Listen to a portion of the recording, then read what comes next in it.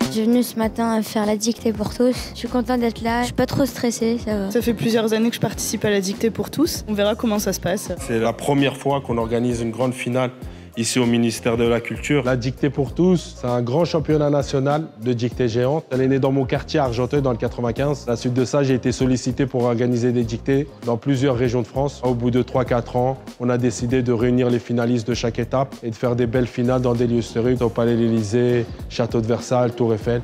Et là, c'est la première fois qu'on organise ici, dans ce beau lieu au ministère de la Culture. On a organisé 2 sessions avec les finalistes de toutes les régions de France.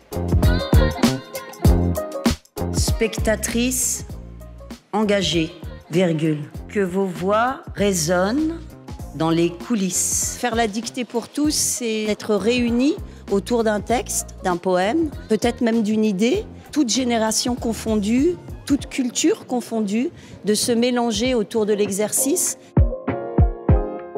Je trouve que c'est un jeu. Ça s'est pas trop mal passé dans l'ensemble. Il n'y avait pas trop de pièges de conjugaison, d'accord. Il y avait des mots assez difficiles que j'avais jamais entendus, mais bon, c'est aussi l'occasion d'apprendre un nouveau vocabulaire, donc c'est une bonne chose. Une très belle journée qui célèbre la langue française dans toute sa beauté, dans toute sa créativité, dans toute sa richesse, dans toute sa diversité. C'est pour cette raison que le ministère de la Culture est très heureux de pouvoir s'associer à cette opération. Le futur de la dictée pour tous, on va réunir les champions de différents pays le 7 février 2026 au musée du Louvre pour la finale internationale.